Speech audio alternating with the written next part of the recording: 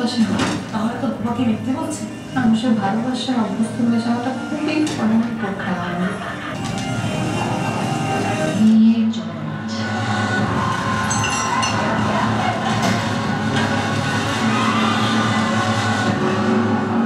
Request করবো মেহজাবিন আপুকে overall experience যদি বলতেন এবং অনেকদিন পরে বিঞ্জে আবার যুক্ত হওয়া স্বাভাবিকতা যদি বলতেন। একটা জিনিস শেয়ার করি যেটা আমার মাথায় এই কিছুক্ষণ আগে স্ট্রাইক করলো, সেটা হচ্ছে 2022-এর ভ্যালেন্টাইন্সেও 23-এর ভ্যালেন্টাইন্সেও আসলে একটা কন্টেন্ট করেছিলাম যেটা বিঞ্জে গিয়েছিল, দ্য সাইলেন্স। গত বছর করলাম আরারাত, আর এবছর নীলসুখ নিয়ে আবারও ভ্যালেন্টাইন্সের মৌসুমে আসছি বিঞ্জের সাথে। সো এটাকে এক ধরনের একটা হ্যাট্রিক বলা যায় নাকি? সো হ্যাঁ, এটা আর ভিকি ভাইয়ের সাথেও ভ্যালেন্টাইন্সের এই নিয়ে থার্ড টাইম ওটিটি প্রজেক্ট হচ্ছে। তো আমরা তো ভ্যালেন্টাইন্স ডেটাকে মাথায় রাখি একটা রোম্যান্টিক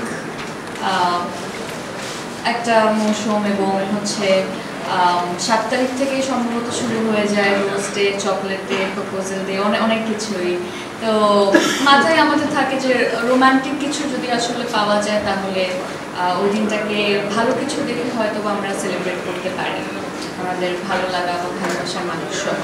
তো ওইরকমই এক ধরনের একটা চিন্তা ভাবনা ছিল যে একটু রোমান্টিক কাজ কিন্তু ভিন্ন ধরনের আমরা কি দিতে পারি কিনা অডিয়েন্সকে। সেই জায়গা থেকে যখন ভিকি ভাইয়া এই গল্পটা শোনালেন, আমার কাছে মনে হলো হ্যাঁ, এখানে রোম্যান্সটাও আছে এবং কিছুটা ভিন্নতাও আছে। সেই জন্য এই কাজটা করা, বিঞ্জ সাথে আছে, সেটা অনেক বড় একটা ব্যাপার। তো সব কিছু আসলে একদম সুন্দরভাবে মিলে যায় এবং কাজটাও আমরা সুন্দর করে শেষ করি।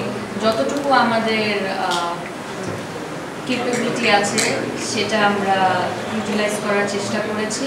একটা ভিন্ন ধরনের গল্প আপনাদেরকে দেওয়ার চেষ্টা করেছি। ট্রেলার দেখে হয়তো বা কিছুটা আজ পেয়েছেন আপনারা, আর বাকিটা 18 তারিখে আশা করছি আপনাদের সবার সাথে আবারও দেখা হবে।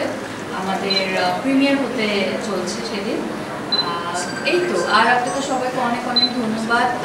আমি স্পেশালি আমার জায়গা থেকে অনেক বেশি ধন্যবাদ জানাতে চাই, কারণ আমার মনে হয় ডিসেম্বর মাস থেকে আপনাদের সাথে এত বেশি দেখা হচ্ছে আর এত বেশি সাপোর্ট করেছেন আপনারা আমাকে, আমার কাজকে, আমার ক্যারিয়ারকে।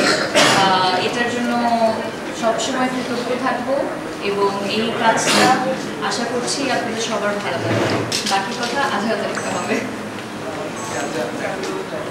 আমাদের ইন্ডাস্ট্রি খুব ছোট, তো সবাই আসলে নিজের কাজটাকে সামনে নিয়ে আসার জন্য বা বড় একটা দর্শকের কাছে যাতে নিয়ে আসতে পারে এবং ওই একটু সময় এবং সুযোগটা যাতে পায়, সেটাও একটা বড় ব্যাপার। তো একদিনে যখন অনেকগুলো কাজ চলে আসবে তখন কী হয়, মানে কোনটা রেখে কোনটা দর্শক দেখবে। তো সেই জায়গা থেকে আমার মনে হয় আমরাই তো সবাই যাতে নিজস্ব একটা সময় পায়, সুযোগ পায়, সেই জন্যও আসলে আমরা মনে করছি হ্যাঁ অনেকগুলো কাজ চলে যাক, ওই কাজগুলো আমরা দেখবো, এনজয় করবো, এবং পাশাপাশি ওই কাজগুলো শেষ হয়ে যখন যাবে দেখা তখন আমাদের আর অন্য ধরনের একটা কাজ।